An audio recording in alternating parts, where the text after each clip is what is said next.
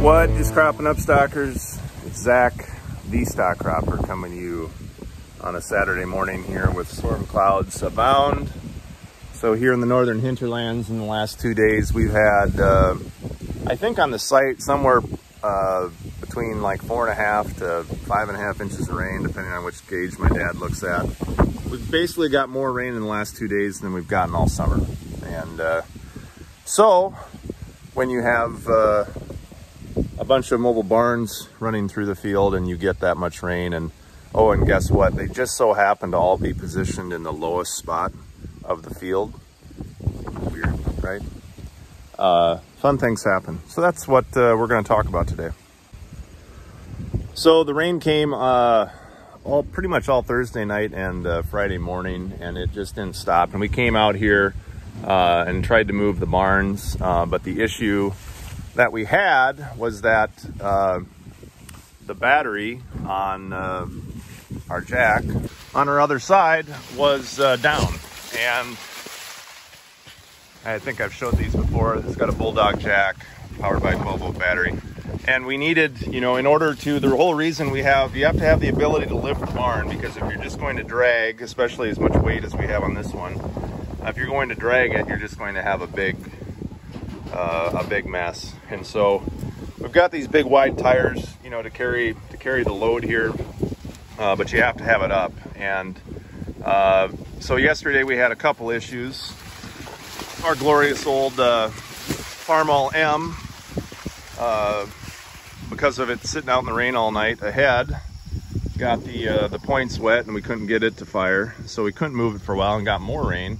And then when we did get it running in the afternoon, my dad tried to come out and help and didn't realize that this side was not lifted. You could see the other side, and so he ended up getting stuck with the tractor. And so now we have the big boy that we had to come to the rescue and yank it up and out of the hole.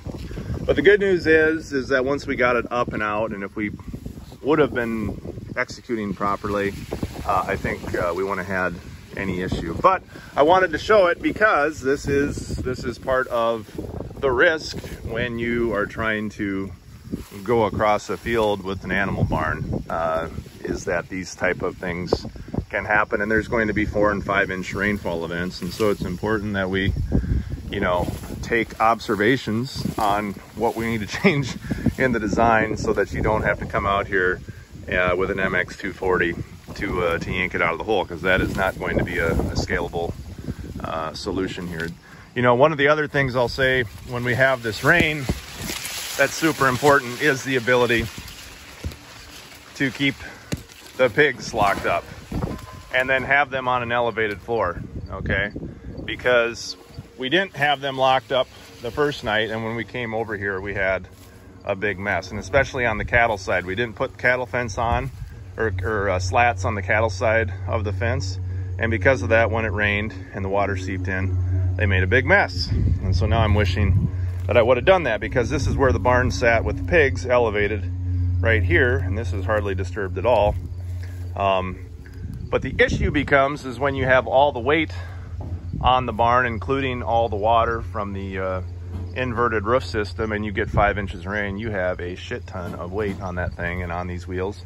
And when you're in an Okoboji muck soil type in the bottom, it wants to sink. And so we didn't have all of our weight off, and but we learned some good lessons. And the reality is that even after 5 inches of rain, the next day we're able to get it out of the hole, and you know, we're hardly sinking it at all. You can see the wheel right there. So we had some colorful words this morning, some good family bonding, but the good news is everybody was safe and we didn't get hurt, and we got things moving. I'm gonna have to yank it ahead till we get over this spot where we spun out a little bit, and then we'll hopefully be back to smooth sailing. But wanted to, you know, like I've said, you've got to own the good with the bad, and this is a risk in this system.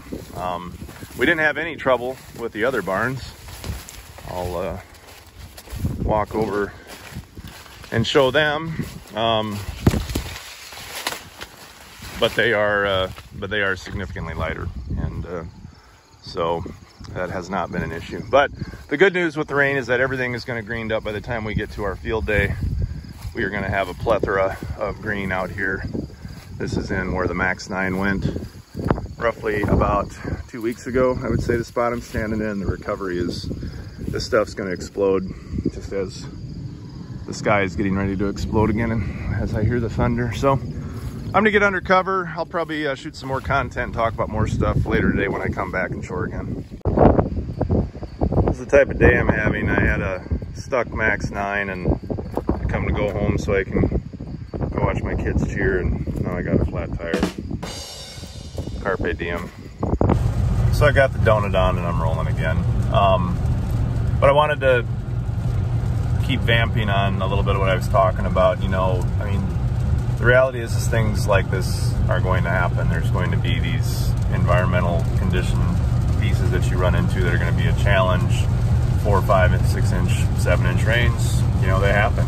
And, you know, I talked a lot about soil structure and the importance, and in this system, I think specifically it's going to be important to have that in place. If we had clean tilled that field, we would never have gotten that barn out of the mud to where it's sitting in the landscape right now. It would be probably sunk up to its nether regions, and no chance of getting it out for, you know, a couple days until it dried out. But it only goes so far.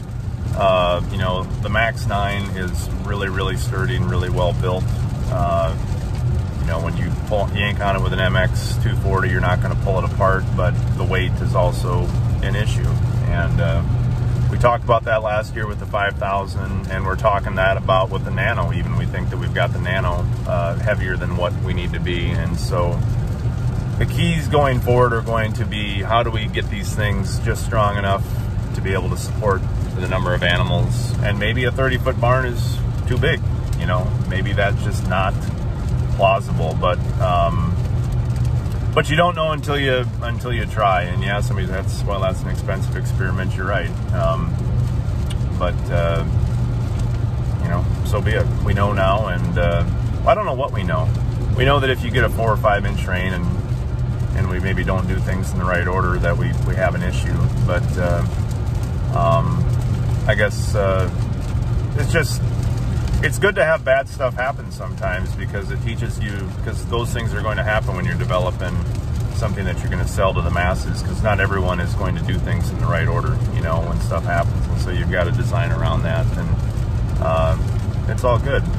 But I think the other thing it goes to show is that the idea, you know, I've used the word autonomous a lot with this system, and, you know, it's autonomous limited. You're not going to just be able to walk away from these things for a week and not go look and see where they're at, because, you know, stuff happens like this. And I think there's going to be times where you've got to go out and manually advance them, and instead of just, you know, when you run into situations like this, just hitting the go button on your phone while you're watching SportsCenter on the couch after a 5 inch rain probably isn't going to be an awesome idea. So yeah, I think we've got to have realistic expectations, but we've also got to design, you know, attributes and components into the barns to work with these, you know, issues. And so yeah, but it's all, like I said, it's all good stuff. I'll have more thoughts later today when I go back and shore, hopefully when it's not raining again. So I'm back for Saturday night chores here, and we got peace restored. Got it yanked up and out, and everybody's happy. And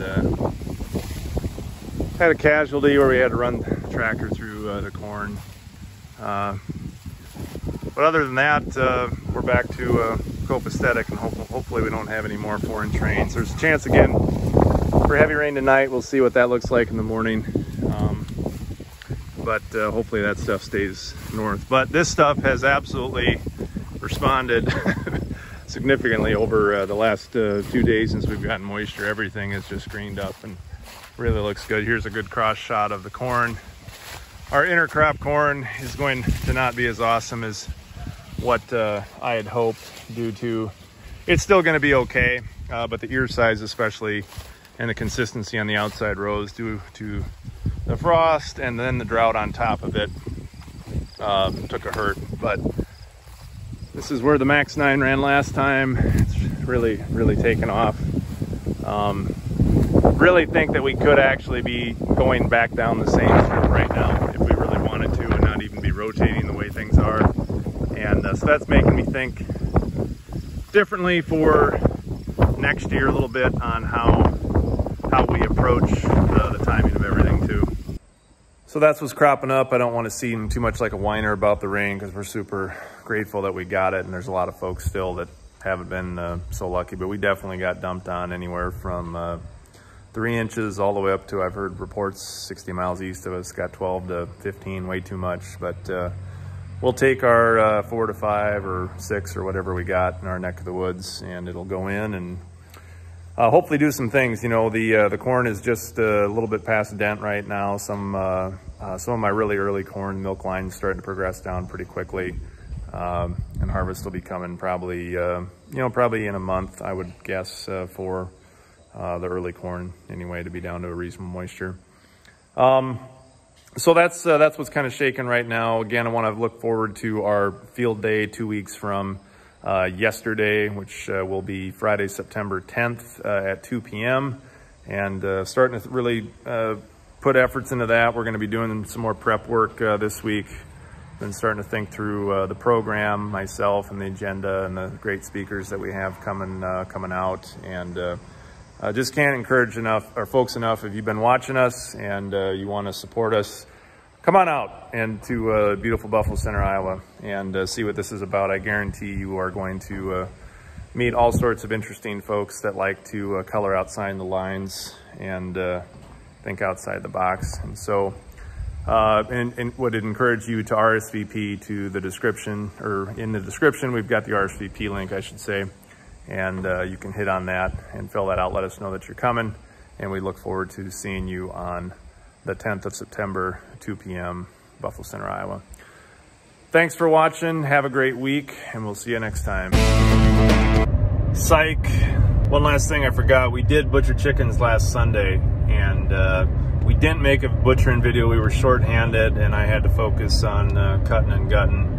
And so I wasn't able to do much camera work, but we do have a bunch of broilers in the freezer ready to go. So for those of you that are watching and are fans and are close, and you'd like to buy some stock cropper poultry, hit me up at the Stock Cropper, or send me a message, or whatever, however you want to contact me, and that would be great. And or if you're going to come to the field day, you could bring coolers, and we'd love to send home a couple with you as well. So yeah, that's now we're finally done with this week, and have a good week.